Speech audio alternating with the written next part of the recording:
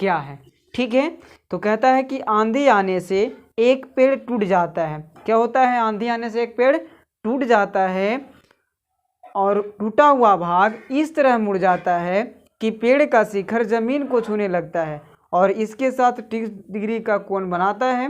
पेड़ के पाद बिंदु की दूरी जहां पेड़ का शिखर जमीन को छूता है 8 मीटर है, तो पेड़ की ऊंचाई ज्ञात कीजिए। मतलब कहने का मतलब है ना कि चलिए ये एक पेड़ है, क्या है, एक पेड़ है, ये टूट जाता है और टूटने के बाद इसका जो शिखर है वो जमीन को छूने लगता है। देखिए इस प्रकार से बताते हैं आपको, ध्यान से सिर्फ देखिएगा, आप समझ में आ जाएगा आपको। ठीक है, चलिए तो आपको दिख रहा होगा ये एक लंबा पेड़ है। क्या है, एक लंबा पेड़ है जो टूटने के बाद इसका जो फुनगी होता है वो कहाँ आकर के आता है, जमीन पे आता है। तो ये लगा हुआ है, यहाँ से पूरा पूरा नहीं टूटा, टूटा ऐसा कि यहाँ पर लगा हुआ है और यहाँ आकर के ज़मीन को छू रहा है और ज़मीन के साथ कितना डिग्री कोण बना रहा है, तो 30 डिग्री कोण बना रहा है। ठीक है, इतना बताया है और बोला है कि पेड़ के पाद बिंदु से जहाँ ये ज़मीन छू रहा है वहाँ की दूरी 8 मीटर है।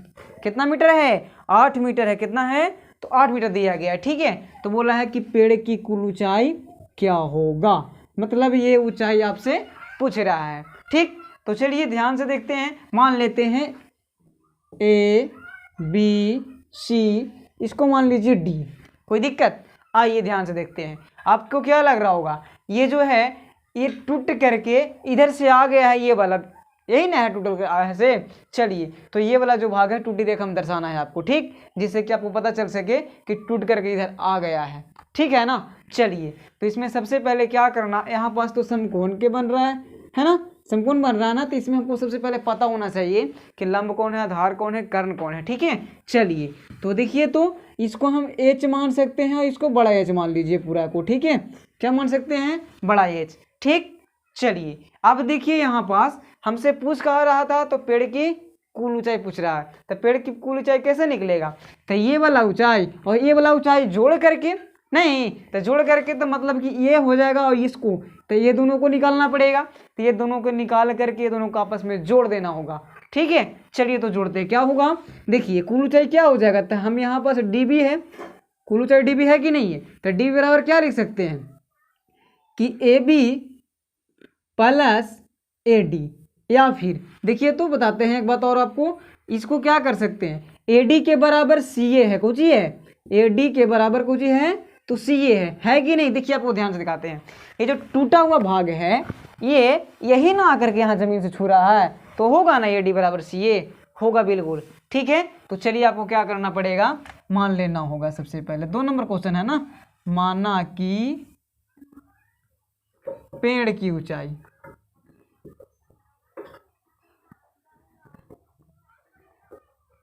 क्या माने हम लोग, पेड़ की ऊंचाई क्या माने, पूरा H माने, बड़ा H माने, इसीलिए लिख देना है। ठीक है, चलिए तो पेड़ की ऊंचाई H, जिसको हम लिख दिए हैं यहाँ पास, क्या लिख दिए, dB, क्या लिखे हैं, dB। ठीक है, चलिए इतना लिखने के बाद और क्या है, थीटा बराबर कितना दिया गया है, लिख लेना है, थीटा बराबर 30 डिग्री है। चलिए और जमीन की लंबाई कितना है, यानी कि BC की लंबाई कितना है, लिख देना है इसको भी, BC बराबर 8 मीटर। ठीक है, चलिए तो सबसे पहले हम निकाल लेते हैं इसकी ऊंचाई। ठीक है, पेड़ की आधी भाग की ऊंचाई निकाल लेंगे, फिर इधर से निकालेंगे आधा भाग की। ठीक, तो इसको निकालने के लिए ये क्या है, तो आपको देखिए थीटा के सामने वाला लंब होता है, क्या होता है, तो लंब होता है। ठीक है, और समकोण के सामने वाला कर्ण होता है, क्या होता है, कर्ण होता है। तो हमको निकालना है लंब का मान और कर्ण का मान निकालना है। ठीक, चलिए तो सबसे पहले निकाल लेते हैं लंब का मान, उसके बाद कर्ण का मान निकाल लेंगे। चलिए तो लंब और दिया हुआ है किसका, आधार के मान दिया गया है, तो लंब और आधार के मान जब देल है और हम लोग को लंब और कर्ण निकालना है, तो सबसे पहले चलते हैं लंब को निकालते हैं। ठीक, तो आप बताइए लंब बटा आधार किसका फॉर्मूला होता है, आपको दिमाग लगाना है, जो निकालना है ना, ये को दिल रहेगा और पूछेगा ये को आपसे। ठीक है, तो क्या करना है कि उसी के हिसाब से हम लोग को देखना है कि लंब बटा आधार किसका फॉर्मूला होता है। तो लंब बटा आधार देख लीजिए, L बटा K A होता है।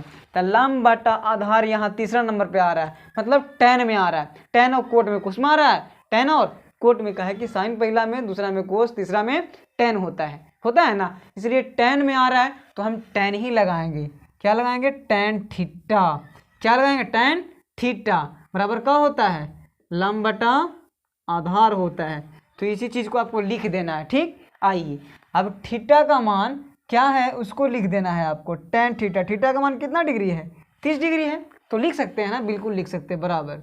उसके बाद में लंब का मान कितना है देखिए, तो हमने h छोटा h माना है। ठीक है, चलिए तो छोटा h लिख देंगे। आधार का मान कितना है? तो 8 है, तो 8 लिख देंगे। ठीक, अब बताइए tan 30 डिग्री का मान कितना होता है? तब 1/√3 होता है बराबर h बटा क्या हो जाएगा? 8 हो जाएगा, होगा ना। चलिए आप तिरछा तिरछी गुना कर देना है। √3 में h से करेंगे, √3h बराबर 8 में 1 से करेंगे, 8 हो जाएगा, होगा ना। चलिए जब h बराबर हम निकालेंगे तो 8/√3 हो जाएगा, है ना। ये आगे आपको समीकरण फर्स्ट मान लीजिए इसको। ठीक, चलिए अब दूसरा पॉइंट क्या निकालना है हम लोग को? कर्ण। क्या निकालना है? कर्ण। तो कर्ण बटा आधार किसका फॉर्मूला होता है देख लेते हैं दूसरा शर्त में, सेकंड वाला में। सेकंड पॉइंट में क्या हुआ है? तो कर्ण बटा आधार है, तो कर्ण बटा आधार किसका फॉर्मूला होता है? तो आपको पता है, देख लीजिए, कर्ण बटा आधार या आधार बटा कर्ण। नहीं, तो कर्ण बटा आधार हम नहीं जानते हैं, कुछ होता है कोस के होता है, आधार बटा कर्ण, तो लिख देते हैं। चलिए किसका होता है? तो कोस थीटा का। तो कोस थीटा बराबर का फॉर्मूला होता है तो आधार बटा कर्ण। तो आधार के मान तो 8 है, तो पहले 8 लिख देना है। ठीक है, और कर्ण का मान तो कुछ नहीं है, तो कुछ नहीं, तो कर्ण क्या है? AC है, तो AC आप लिख सकते हैं, कोई दिक्कत नहीं होगा। ठीक है, चलिए अब बताइए कोस थीटा का मान। तब कोस कितना डिग्री? 30 डिग्री, डिग्री वही रहेगा। ठीक है, चलिए कोस 30 डिग्री बराबर 8/AC हो जाएगा। ठीक है ना। चलिए अब कोस 30 का मान कितना होता है? तो √3/2 होता है बराबर 8/AC हो जाएगा।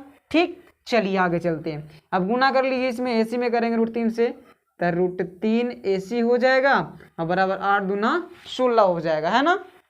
चलिए अब AC बराबर जब निकालेंगे हम तो 16 बटा का हो जाएगा? √3 हो जाएगा, होगा ना, 16/√3।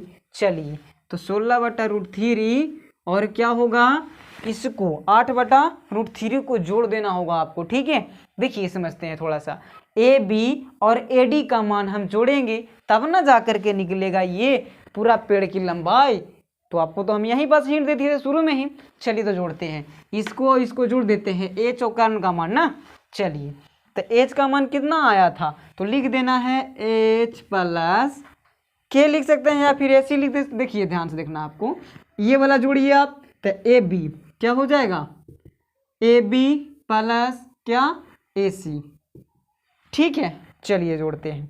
पेड़ की ऊंचाई, इसको लिख सकते हैं आपकी पेड़ की ऊंचाई, पेड़ की ऊंचाई बराबर, ठीक है, ऊंचाई AB प्लस AC। तो AB का मान कितना है देखिए, तो AB का मान क्या निकाले? H बराबर, AB H के बराबर है ना, तो 8/√3, 8/√3 प्लस क्या हो जाएगा? 16/√3। चलिए √3 कैल्शियम, √3 से √3 खत्म तो बचा 8, √3 से √3 खत्म तो बचा 16, 16 24 और बटा क्या हो जाएगा?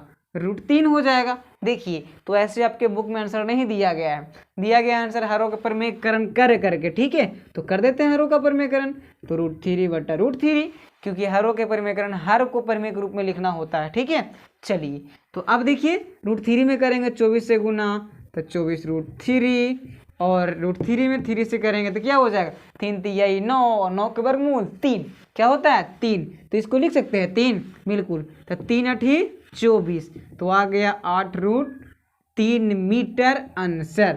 कौची की? तो आपको लिखना है कि अतः पेड़ की ऊंचाई क्या आ गया? पेड़ की ऊंचाई 8√3 मीटर। यही तो हो गया आंसर। ठीक है, और ये क्वेश्चंस एग्जाम की दृष्टि से बहुत ही VVI है, इसे आप लोग बनाना ना भूलें, और बिल्कुल आसान तरीका से बनाए हैं हम, आप लोग को समझ में आना चाहिए। ठीक है, चलिए तो आशा करते